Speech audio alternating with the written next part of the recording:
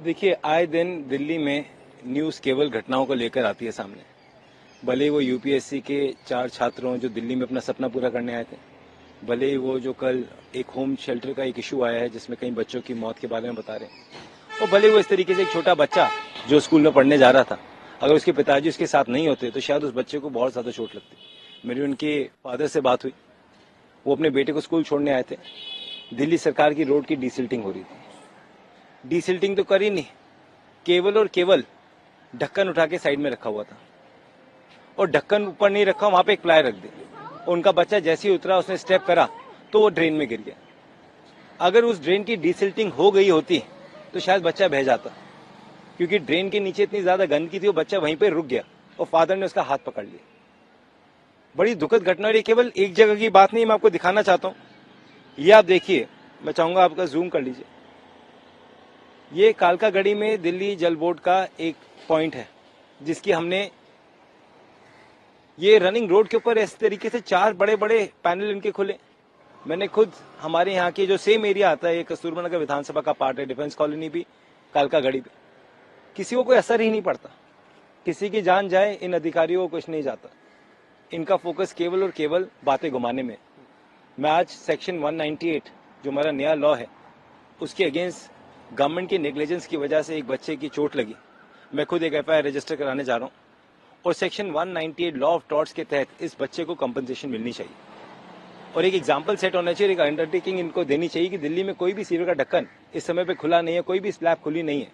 बारिश का मौसम है, अधिकतर रोड में पानी भरा हुआ है, नीचे गड्ढा है, उससे गिर सकता है व्यक्ति। सीवर का या कोई नाली का ढक्कन खुला, उससे गिर सकता है। उसका जिम्मेदार कौन होगा? ये तो शुरू कर देंगे अपना कहना कि हमारी गलती नहीं, तो गलती किसकी है?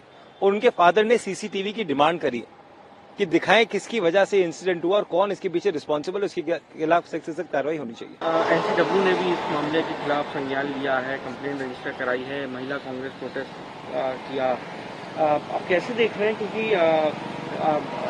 लगातार आतिशी जी ने भी कल ट्वीट किया इस घटना को लेकर, स्वाति मालीवाल प्रमुख रूप से बात करती हुई नजर आई और सरकार पर अपनी सरकार को घेरती हुई नजर आई। आपकी क्या प्रतिक्रिया? देखिए, first of all I feel very sorry for Atishi ji. Atishi ji को सभी दुर्घटनाओं के बीच में अरविंद केजरीवाल जी ने जाके खड़ा कर दिया। केजरीवाल जी के घर में 4 लोग रहते हैं, जिसमें से खुद वो इस समय तिहाड़ जेल में। 2 एकड़ का बंगला केजरीवाल जी का, 140 करोड़ रुपए से बना हुआ बंगला केजरीवाल जी का। उस 1.5-2 एकड़ के घर में मात्र 4 लोग रहते हैं, और जिस तरीके से ये लोग एक सेंटर में रह रहे थे, डबल कैपेसिटी में ये लोग रह रहे थे। वहां पीने को भी पानी की सुविधा नहीं थी, साफ पानी की, खाने की सुविधा नहीं थी, मेडिसिन भी अवेलेबल नहीं थी। जो लोग अंदर मेडिकल ट्रीटमेंट के माध्यम से बैठे थे, जिनको दवाइयां चाहिए, दवाइयां भी नहीं मिल रही थी। और ये सरकार हेल्थ मॉडल लेकर चलती थी कि दिल्ली का हेल्थ मॉडल सबसे नंबर 1 है।